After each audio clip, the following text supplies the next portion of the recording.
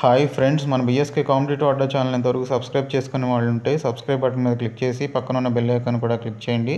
So that నేను upload చేసే ప్రతి వీడియోకి నోటిఫికేషన్ మీరు పొందగలుగుతారు. ఫ్రెండ్స్, ఈరోజు వీడియోలో తెలంగాణ ప్రభుత్వం రీసెంట్గా ఎన్నికైనటువంటి సర్పంచ్లకి అలాగే పంచాయతీ కార్యదర్శులకి చెక్ పవర్ని కల్పిస్తూ ఒక నిర్ణయం తీసుకోవడం జరిగింది. సో ఈ చెక్ పవర్కి సంబంధించి ఉప సర్పంచ్లకు ఒక షాకింగ్ న్యూస్ కూడా ఇవ్వడం జరిగింది. సో వాళ్ళకి ఉప సర్పంచ్లకి చెక్ పవర్కి సంబంధించినటువంటి ఎటువంటి అధికారాలు లేవని చెప్పేసి మెన్షన్ చేయడం జరిగింది. సో ఈ న్యూస్లో వచ్చినటువంటి విషయం ఏంటనేది చూద్దాము. రాష్ట్ర ప్రభుత్వం స్థానిక సంస్థల ఎన్నికలైన గ్రామ పంచాయతీల్లో సర్పంచ్ ఉప సర్పంచ్కి చెక్ పవర్ కల్పిస్తూ ఉత్తర్వులు జారీ చేయడం జరిగింది.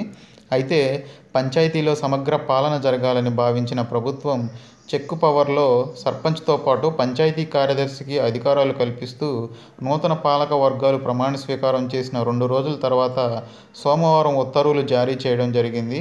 కేంద్ర రాష్ట్ర ప్రభుత్వాలకు సంబంధించిన నిధులపై సర్పంచ్లకు అధికారాలను కల్పిస్తూ పంచాయతీ కార్యదర్శులకు లింకు పెట్టడంతో నిధులు దుర్వినియోగం కాకుండా ఉంటుందని భావించి తాజా నిర్ణయం తీసుకోవడం జరిగింది.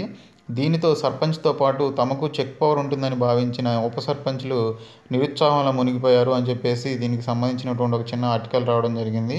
సో ఏదైతే చెక్ పవర్ ఉంటుందో కేంద్ర రాష్ట్ర ప్రభుత్వాలకు సంబంధించినటువంటి నిధులు వచ్చినప్పుడు చెక్స్ ద్వారా సో ఆ చెక్ పవర్కి సంబంధించి ఓన్లీ సర్పంచ్ అండ్ కార్యదర్శికి మాత్రమే దాని మీద అధికారం ఉంటుంది. సో ఉప సర్పంచులకు ఎటువంటి అధికారం ఉండదు అని చెప్పేసి ప్రభుత్వం నిర్ణయం తీసుకోవడం జరిగింది.